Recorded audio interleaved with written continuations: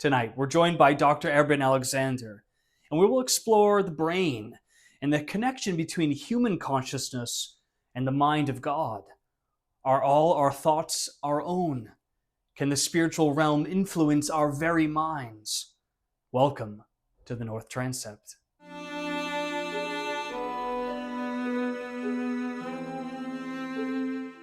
Hello, I'm Father Eric Fialho, the creator of the North Transept. If you are new here, please like, subscribe, share, ring bells. It all really does help build out the North Transept, a place where we can explore the things our Sunday school teachers never taught us. I had the pleasure of sitting down with Dr. Alexander some time ago.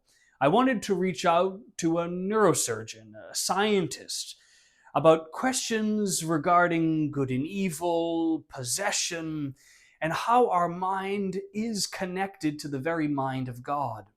Our conversation wended in many very interesting directions. For those who don't know, Dr. Alexander had a near-death experience some time ago and journeyed into the afterlife. He is the author of many books which explore consciousness, heaven, and near-death experiences. You will hear Dr. Alexander use the acronym NDE from time to time in the interview, which stands for near-death experiences, a subject I'd like to examine further in subsequent episodes on this channel. So, without further ado, let's get into it. So I want to welcome you, Dr. Alexander, to the channel, and thank you so much for taking the time to sit with me for a little bit and to ponder some things. I've contacted you because of your experience with the preternatural, with things that are a little outside of what we would consider normal in our day-to-day. And I'd like to just start by, if I may, with a premise. And the premise that the church kind of works under when it comes to demonic possession, devil possession, whatever one wants to call it, it's that a person's core identity remains intact while an external entity exerts some control over the person in some way. And so the question that we're going to try to sort of get to and through, and this is what I wrote out a little while ago, what symptoms, if any, could help differentiate a state described as demonic possession from dissociative identity disorder, DID? And I come to you with these questions because you're a neurosurgeon. You're a person who understands the brain. You've looked at brains. You've studied it pretty in depth. And the first question I'm going to ask is, have you had any direct or indirect experience with anybody who has claimed to be possessed by some external entity, a demon or the devil? Have you had any sort of personal experience or adjacent experience? Well, I know I've had occasional communications from readers and fans where they might report that kind of story to where, they were questioning whether or not there was possession. It's not something I hear a lot about. It hasn't been a real common issue in my practice. I know, in kind of reviewing the medical literature on this kind of thing. For example, there's a very good review article that was in the Journal of Personal Medicine, August of 2022, by Modesti et al. And it looked at 51 patients with DID over 13 studies. Now, there were 58 other patients with similar things to DID, but not quite the same.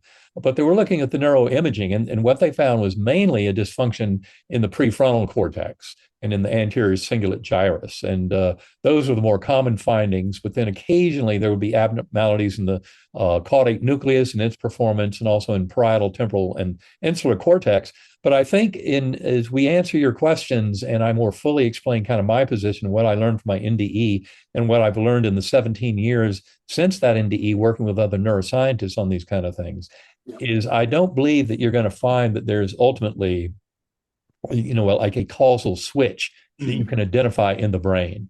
Because from my perspective, and this is something that we go into great detail in our book, Living in a Mindful Universe, about, what we're really looking at here is a situation where there's a God mind, a kind of cosmic mind, and each one of us uses our brain as a dissociative tool to pull a little eddy current out of that God mind. Mm. And I believe, and I would make the argument, and we do very clearly in our book, Living in a Mindful Universe, that conscious awareness is not generated by the brain. And likewise, memories are not stored. Long-term memories are not stored in the brain. Now, that's really the last nail in the coffin of materialist neuroscience. And Mm. you don't hear it discussed a lot publicly in the literature. But neurosurgeons have had this discussion for a while because what we're looking for is that case where somebody resects part of brain and then you have an identifiable absence of long-term memories that Yes. seem to disappear with that brain resection. And with more than 1 million cranial resections over the last century, there's never been such a case.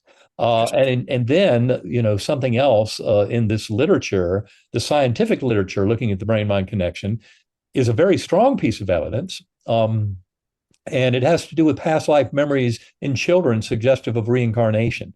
And most of us will say, well, wait a minute, I don't remember past lives. I don't think reincarnation is part of human existence.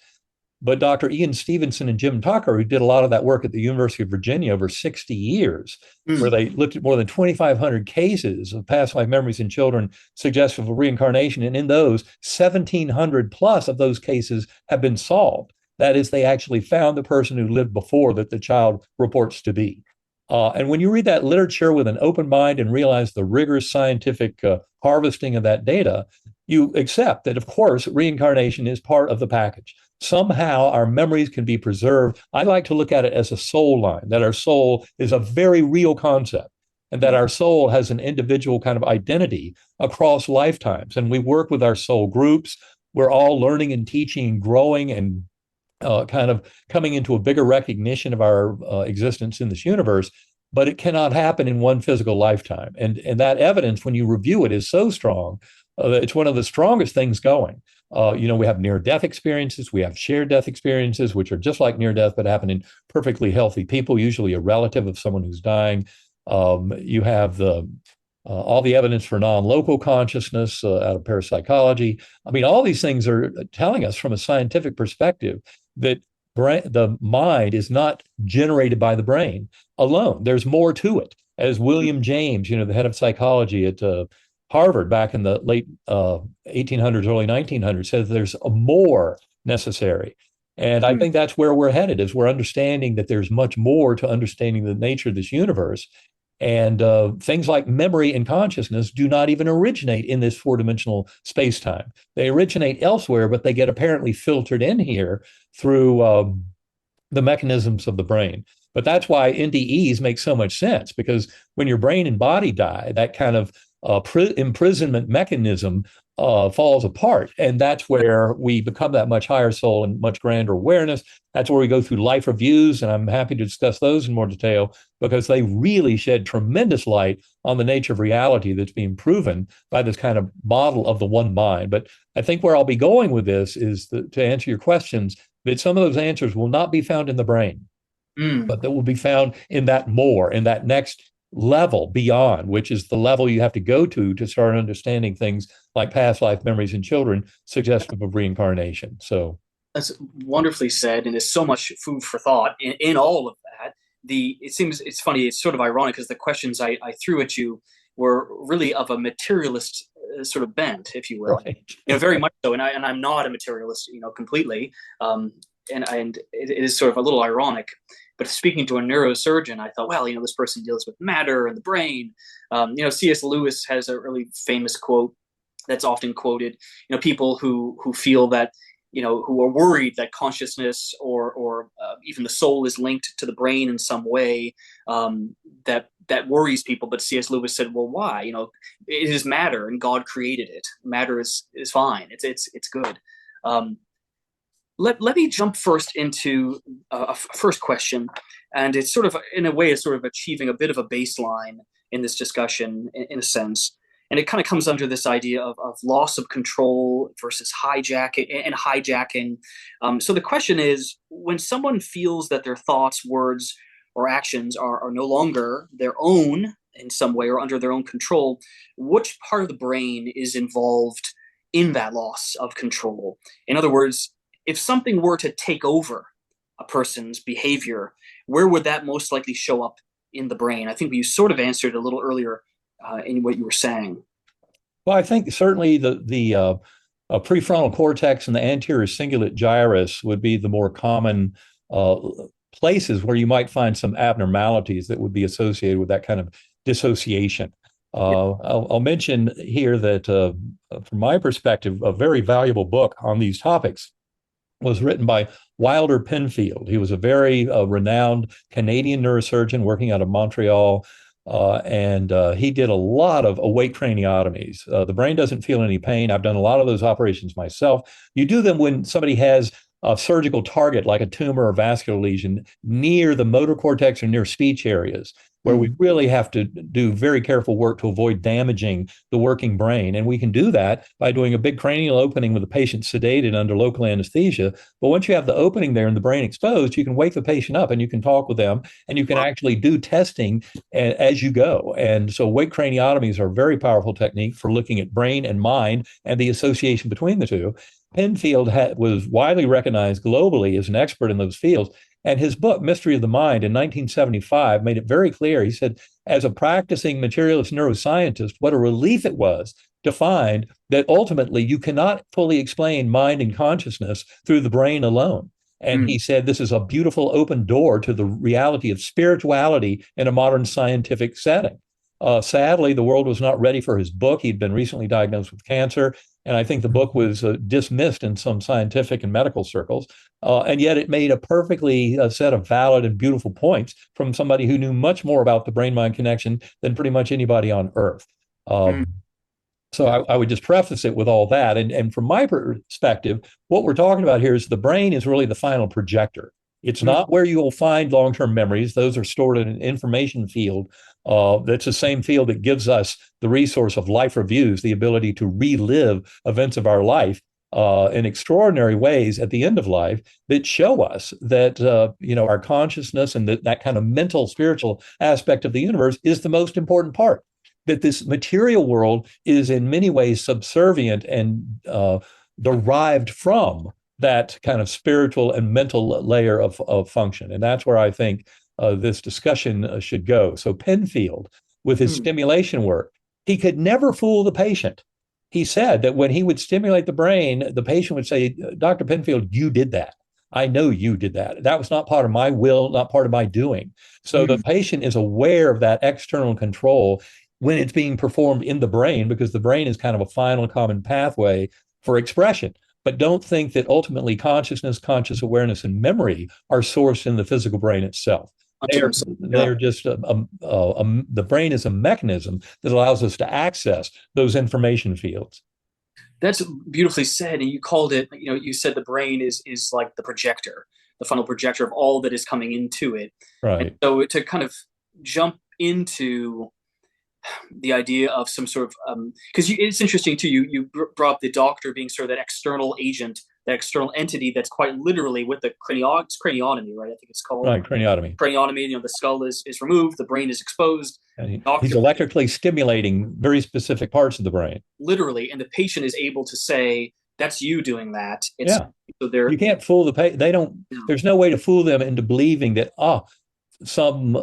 anything but the doctor with the electrode caused that thing to happen. They're fully aware that that's not part of their free will and their motor activity. That's right. I'm just trying to see how we could connect this with, because in states of disassociation, people are often aware, if I'm not mistaken, they're aware that there is something else going on. They're able to tap in and understand the difference. Neuroscientists, materialists would say, okay, it's purely a chemical issue. It's purely something that's material that's causing this change in personality. A Christian, a Roman Catholic, or others would say, well, there could be something more to this at play too, influencing the mind. Well, I think that the easiest way to put it is it's a top-down causal influence. A lot of modern science is taught with the kind of assumption that if you understand the workings of electrons, protons, quarks, photons, all the laws that govern their interactions and all that, then the whole world just emerges from this, material stuff by those natural laws. But that's where quantum indeterminacy is so important, and an acknowledgement that we're not witnessing some naked objective reality out there, but quantum physics has been very busy trying to instruct us over the last century that mind is primordial and that all of the physical world emerges from mind. And to really understand that, you have to flip this thing from the bottom up causality that modern science assumes to be the rule to a more top down causality, where it's kind of the will of the universe. And that will begins with that God mind. But that God mind is filtered out, dissociated into our individual kind of ego minds and our higher soul minds. And that's where we have all the interaction. And that's where we do all the kind of learning. And that's where the current world is really learning tremendous lessons about that unification of mind and how we're all truly in this together. That's really one of the most important parts of this discussion, is recognizing that the old false sense of separation inherent in materialist thought is not the way the world actually works, that it's much more unified through that God force. And especially as you examine life reviews and what people go through in life reviews, you start realizing the universe cares in a deep way about our thoughts and actions and how we treat each other and even think of ourselves. And that is something that becomes crystal clear in that discussion of life reviews. But Um, this this is just, I mean, I know we have limited time. It's making me go in 100 directions. The Saint Ignatius would say that not all thoughts in our head are our own. So Saint Ignatius, right, would say some of the thoughts are very much our own free will. It's very much from our mind, our brain. It comes from our own will. There are certain thoughts in our head that come from God and the good angels, the good spirits, as Ignatian spirituality would call it.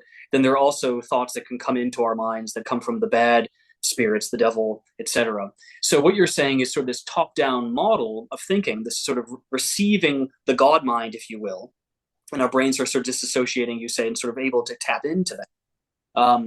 Then in Ignatian spirituality, if one believes buys the bit that, they buy the premise, they buy the bit, if they believe that that God can influence or console the soul, and the devil can also do that as well, and to some degree, if not a similar degree, and that our brains are also sort of speaking or working with the not so godly mind too, that could possibly be present in the universe. well, I think what I'd kind of add into this discussion is that from my perspective, and this is something that I think is kind of a general conclusion from near-death experiences, and certainly from the thousands of near-death experiencers that I've interacted with and talked with, this seems to be kind of the rule.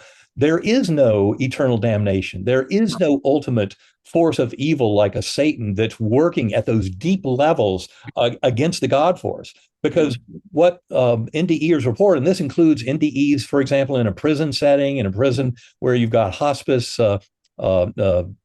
prisoners taking care of murderers and rapist prisoners at their passage and death, you find the same principles apply and the same things apply, and that is they come into this kind of sense of presence of that God force of pure love. It is not judgmental, but in the light and the love of where they are at that point in the spiritual journey, any kind of transgressions, and that includes treating others, evilly, what have you, is looked at as especially bad. We see it as especially bad from our own perspective. That's why life reviews are so important, because they help us to realize there's not some battle between good and evil, Satan versus God, at those deepest core levels. What the people who have been there will tell you is that at that level, it's pure God and love and light. The kind of devil and the kind of evil forces, the apparent evils, they all emerge as we get much closer out to this four-dimensional space-time of the physical realm. But Yes. they don't have an ultimate source. And that's why why NDEs can be so healing and transformative. And that includes in people who've done a lot of bad things to other people. The life review allows them to connect with the good that is in them and to renounce the bad deeds and actions and what have you. So they end up kind of, I like the term, they share the love of the creator for the creation, with that creator God being our co-creator, because it's very important not to dismiss our free will. And to pretend that, God is doing all this and, it's his fault if things go wrong, et cetera. No, our free will is very alive and well. And the scientific evidence for that is quantum indeterminacy at the level of the physical universe and examination of the physical universe. But in other words, I think that this apparent battle between good and evil is only one that's waged at these very superficial levels. In And that's life, why in the physical life, you're saying, sort of as one is alive and moving and having their being, these things are probably occurring in some way. But you're saying at the end of life, when the cone of importance really narrows, and it's the person and God, that's it. It's the person and the divine. Right. And so you don't find evidence of eternal hell and damnation in the NDE literature. I think Really? most people there, you have Yeah. what are called hellish NDEs, Mm, maybe 3 to 5, maybe slightly higher. We could assume there's less reported than the positive NDEs, mm, but they still lead to very positive transformations. mm, People come back from those things transformed. They realize that love is important, taking care of others is important. The higher good is important, and not just this egotistical drive to satisfy the self. yeah. That is a dead end, and this is where I encourage people into meditation, centering prayer. Once you start realizing that your mental, phenomenal experience is not something generated by a 3.5 pound gelatinous mass floating in a warm, dark bath between your ears, but is actually more of the cosmic God mind, Mm, then you see where prayer and meditation can become very powerful. And I meditate an hour or two a day. I use sacred acoustics binaural beat brainwave entrainment. It's an incredibly powerful tool for getting into deep states of connection with that God mind. Bypassing this kind of veiling function of the brain and getting richly into that pure spirituality, which is what happens in an NDE or in a shared death experience. mm. I mean, what you're saying is I would say to a lot of people very much a liberating idea, especially those who are feeling sort of trapped or bogged down by intrusive thoughts or sort of a brokenness or trauma that they're going through that they relive, or the idea that they're being haunted or hunted by something that's dark around them. This idea that what you're saying, as the research bears, as it bears out in research, as we see it again and again, um, at the end, it's really the person and the divine. And at the end, Right. the divine has the person. They're being held in that moment, and that we are connected to the God mind at all times. I mean, it's such a liberating thing, I'm sure, for people who've even not had NDEs. And Right. if they really sort of focus on that fact, supported by countless stories and experiences, it can be, I'm sure, very transformative. It is absolutely that, and that's why NDEs are so amazing. And Mm, you go back in the work of, say, Bruce Grayson, a very renowned and respected skeptical psychiatrist at University of Virginia, who studied these things for 45 years. Well, he mm, was originally impressed because what he recognized was people who had these NDEs, even though he'd been brought up in a strictly materialist biochemical father background, he recognized that the transformation that came to people through what they witnessed in an NDE was more incredibly powerfully, positively transformational than anything that he could do in psychiatry, period. No medications, no treatments, nothing he could offer could mm, possibly match the incredible transformational power that he saw over and over again in people who had near-death experiences. They come back less materialistic, but and less religious sometimes, but more spiritual. And they come back caring for the higher good and taking care of others. So it's really, all these things that I think religion has tried to do for thousands of years, which is to bring the golden rule into sharp focus, is, the way the universe is put together. The golden rule: treat others as you would like to be treated. Well, the life review and near-death experiences point out very clearly how this is the process we all go through.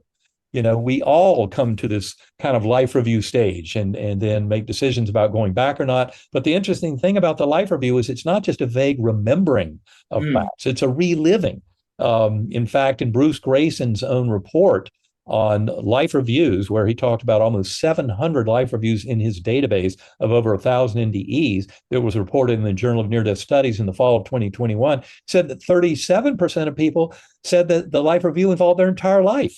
And you might wonder, how can that happen during a 10-minute cardiac arrest? Well, it can happen because at that level in the spiritual realm, you are completely timeless. You're in a realm where you can see birth, death, everything in between. You can see how it all interconnects, the reasons behind everything. The suffering and hardships then start to make sense because you see how they were such a gift to learning about the depths of one's connection to that God force and to our fellow souls, and how when the body dies, it's not the end of our connection to a loved one. These are all incredibly profound, comforting lessons that emerge from the scientific study of near-death experiences. That's fascinating, truly. And it's sort of, I love how what you're saying, and I knew this would happen, has really kind of shifted my line of questioning in a major way. And I'm sort of playing a little catch up. But I think what I want to ask too is coming back because I think you've really answered it. You've answered the question already in many ways, and I think because what I was asking was a theoretical. I mean, it was really if possession occurs, as so many people claim, and I'm hesitant to believe that every person I have known or heard about who says they are possessed by some evil entity. I'm hesitant to believe it's true all the time. There are some cases, and colleagues I've met with and people I've read about have certainly said that sure, yes, it happens. But when I see preachers, casting out demons left, right, and center, I'm always a little hesitant to believe it. But you're pretty much saying that we have this connection to something much larger, that we are the projectors of that in a way that Mhm. we filter it. And we know too that we're constantly filtering reality. That's all our brains do for us, so that we can process Right. and live. But you say there's even Most of what we experience is actually generated by the brain. that's right, It fills in the blanks, and that's there right. are plenty of blanks. It doesn't have the bandwidth to, and in fact, even this physical world around me right now, I Mm-hmm. know that it's mainly a projection from the mental. And That's right. quantum physics is really screaming at us that this thing we call consciousness is fundamental, and that the physical world emerges from it, but Mm-hmm. also makes it very clear in quantum experiments that that there's um, no such thing as an objective physical world that is independent of the mind of the observer. That's an absolutely critical distinction to kind of get at that deep level. But ultimately, it explains why we have so much power over our lives. And when we leave our ego self behind and start to identify more with the higher soul, which is interconnected with all other higher souls and with that God mind, that's when we start to kind of appreciate the structure of this universe and our role in it. But it's Yeah. one where I like to say that the universe is a mirror. So, in many ways, we put out the love, the kindness, the compassion, the mercy, the acceptance, and the universe gives that back to us in very powerful ways. So, it's really about focusing on the higher good Yeah. and recognizing the healing power of unconditional love has a tremendous power to bring wholeness and healing into our lives. Amen. Amen. I think for time reasons, I don't want to keep you. I think we are at time. Are there any other things on this subject or anything adjacent to it you'd like to add, or something enlightening that would blow my mind?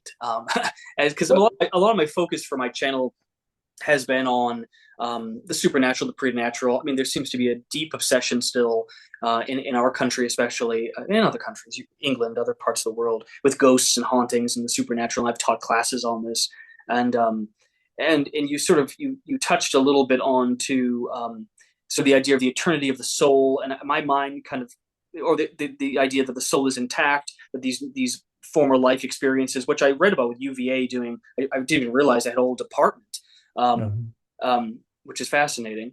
But you had said something about this idea that there's this connectedness that goes back, and I wonder too the connection, if any, is there between that and a haunting. Not that we have to answer that now, but if that's somehow strangely connected in some way, I don't Well, know. I think there can be connections. I think that what we call haunting can be a soul that might have left the physical world, but for whatever reason is still kind of entrapped to a given location or a Mm. given situation, maybe trying to pass information back to people still alive, things like that.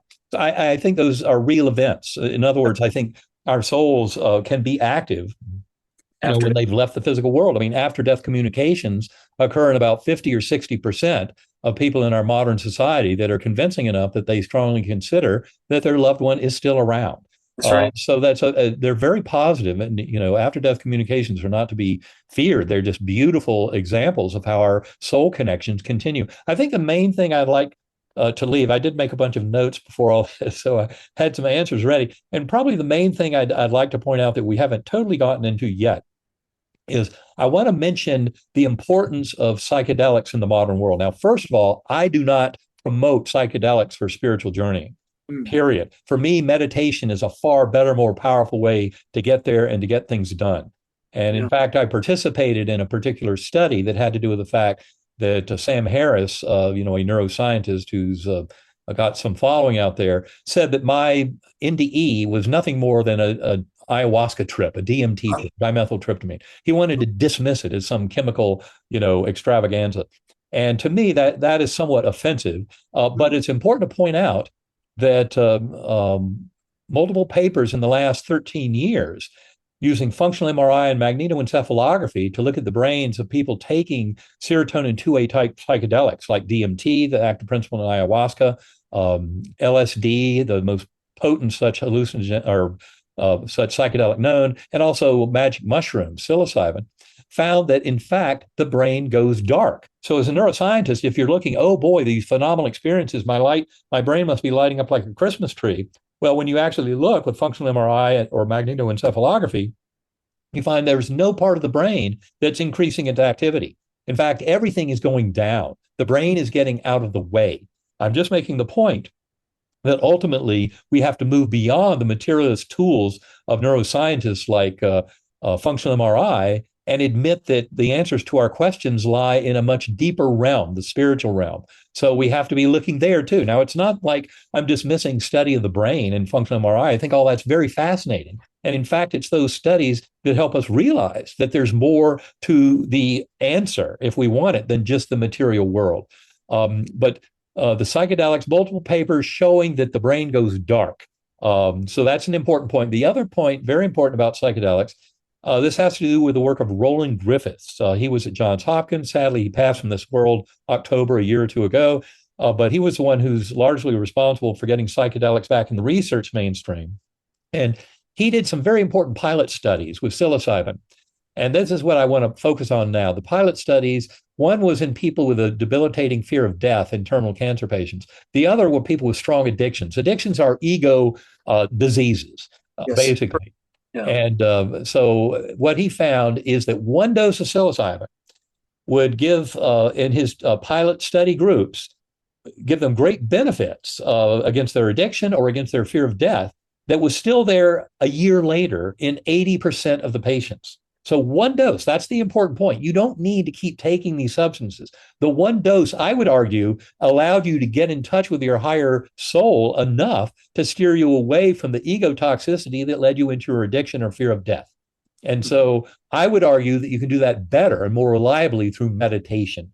And sacredacoustics.com is a great resource for anybody who might want, a powerful form of meditative technique. And it's not that you do it once or twice and you've got the big answer. Do it every day. Take 20 minutes every day to meditate, something like that. And sacredacoustics.com, especially, there's something called the Whole Mind Bundle there that was the subject of a pilot study by Dr. Anna Yusim, published in the Journal of Nervous and Mental Disease.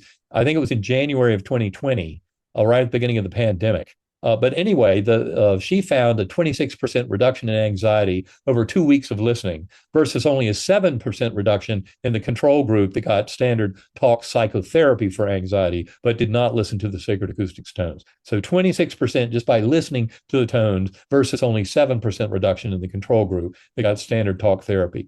In other words, it's a powerful technique that does a lot of good. And there's a lot more there than just relieving anxiety. That's absolutely fascinating. Things I never would have even thought to consider asking. But you're still very much connected to all of this.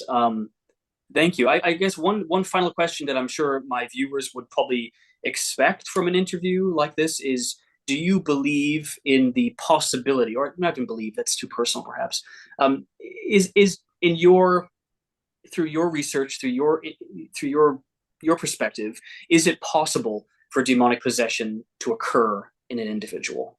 I think what happens is there are alternate forms of kind of our soul or self or ego or what have you that present themselves at these superficial levels that help to instruct us and guide us in learning about ourselves and our relationship to the universe. So in other words, my answer to your question is yes, in the sense that I think that we do encounter as souls, we encounter apparent opposing forces, like I encountered in my NDE at that first level, what I call the earthworm eye view, a very primitive course, kind of dark subterranean level.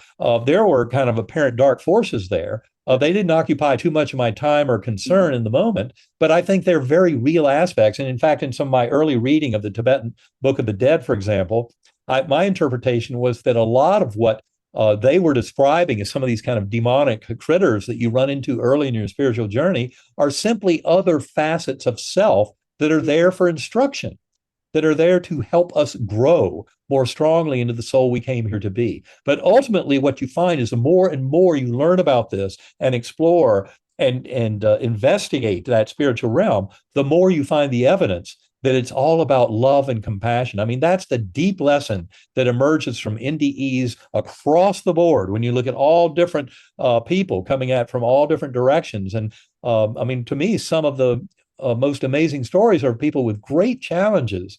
And that includes what, apparent kind of demons or what have you in their experience, and yet they were ultimately there. I like to tell people to befriend those apparent demons, to embrace them and to pray for them and to connect with them in a way that allows for the best, highest possible good for all involved to occur. And because that ultimately is the goal of that God force at the creative core of this universe. And that's what we find as our ally in these deep journeys. You don't find that you get in there and if you side with the apparent Satan or devil, that ends up leading to any kind of a good outcome. It just doesn't work that way. But love, compassion, kindness, mercy, acceptance, when necessary, forgiveness, and never forget gratitude. To me, those are the kind of keys to kind of aligning with and investigating and coming more in understanding of that God force at the creative core of the universe, and how each and every one of us can align with that more fully to enhance our lives and to contribute to the higher good.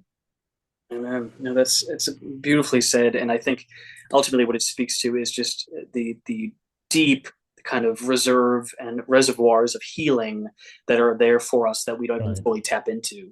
Absolutely. And it's interesting because, and this will be my final point. In exorcism work, it's a similar thing. It's similar in a way to a near-death experience, with people who come out of it really healed, renewed, ready to live a different life, ready to different aspects of life, to seek the good more.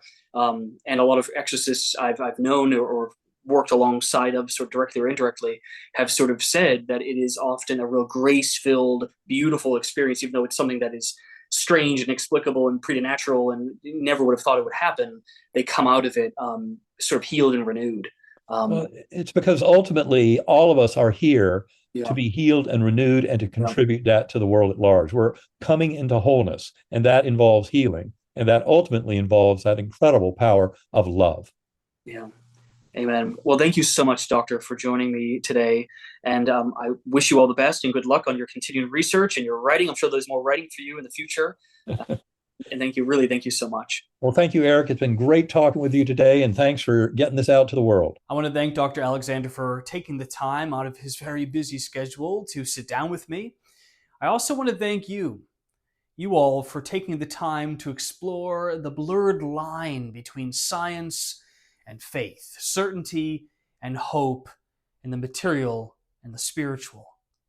God bless each of you, and I'll see you next time on the North Side. Good night.